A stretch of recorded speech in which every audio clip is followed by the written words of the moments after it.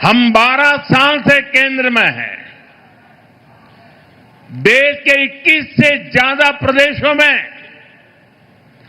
BJP NDA की सरकारें हैं और हम राज्य के विकास से देश के विकास का मंत्र लेकर काम कर रहे हैं।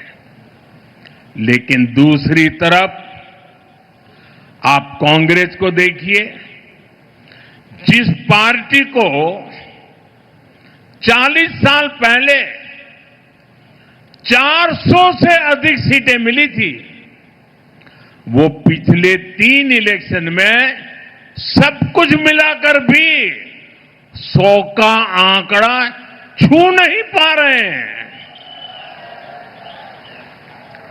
लेकिन कांग्रेस और उसके साथियों का अहंकार इतना अधिक है कि अपनी पराजय के लिए भी वो पूरी दुनिया को दोष दे रहे हैं।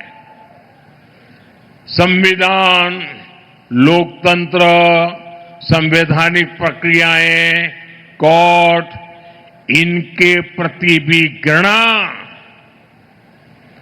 मेरे सार्वजनिक जीवन में मैंने कभी भी किसी भी मेन स्ट्रीम पॉलिटिकल पार्टी को ऐसा करते हुए नहीं देखा था।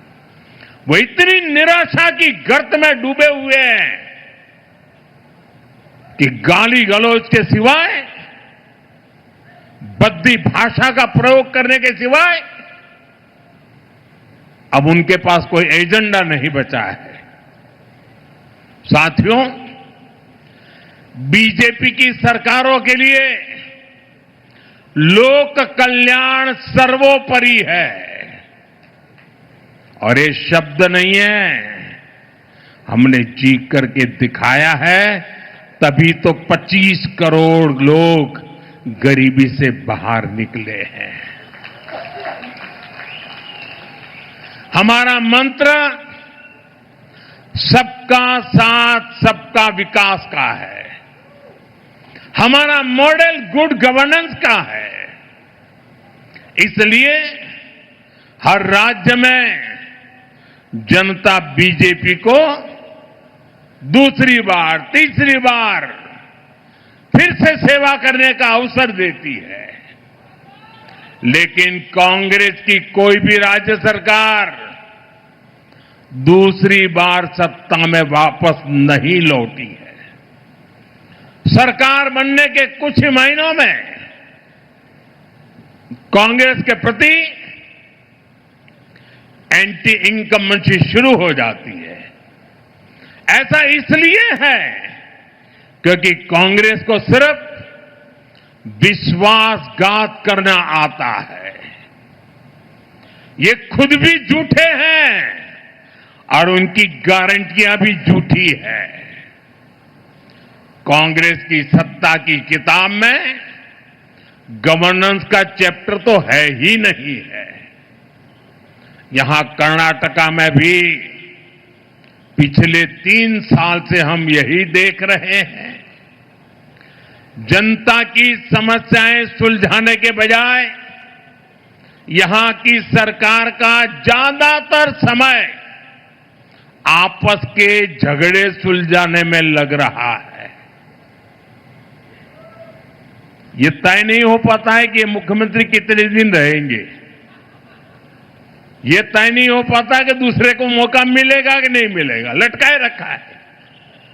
इतना ही नहीं, ये मैं देख रहा हूं इनकी इकोसिस्टम, तमिलनाडु में प्रक्रिया चल रही थी और इनकी इकोसिस्टम दिल्ली में बैठे बैठे देश को गुमराह करते थे कि देखो 4 तारीख को नतीजे आ गए, 5 हो गई, 6 हो गई, 7 हो गई, 8 हो गई, तमिलनाडु में सरकार नहीं बन रही है। अरे भाई, केरल में तो पूर्ण बहुमत है, वहां तो बना लो। ये इकोसिस्टम केरल के लिए चुप है, नेता नहीं तर्क पा रहे। 2.5 साल की फॉर्मूला करे, कि एक एक साल के 5 मुख्यमंत्री की फॉर्मूला करे, अभी तक उनको नतीजा हाथ नहीं लग रहा है। और अपने पार्टी के नेताओं को भी वादे करना और फिर पीठ में छुरा भोंकना। छत्तीसगढ़ में वही किया, राजस्थान में वही किया, कर्नाटका में अभी भी वो खेल चल रहा है, अब केरला की बारी है। साथियों, हिमाचल में तो कांग्रेस सरकार के हालत सुनकर के आप हैरान हो जाओगे। ये इनकी इकोसिस्टम है, मीडिया वाले बाहर बात आने नहीं देते।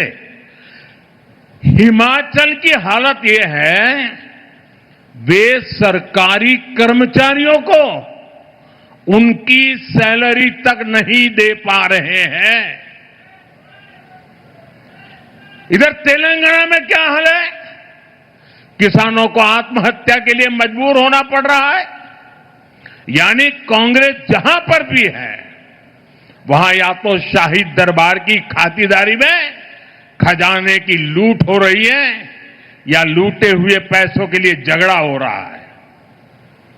साथियों, कांग्रेस की पहचान आज एक परजीवी पार्टी की बन गई है और इसलिए वो पहला मौका मिलते ही अपने साथियों के साथ भी विश्वासघात करती है।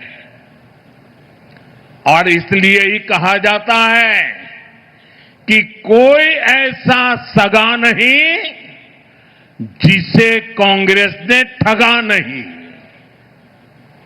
अभी तमिलनाडु में ही देखिए,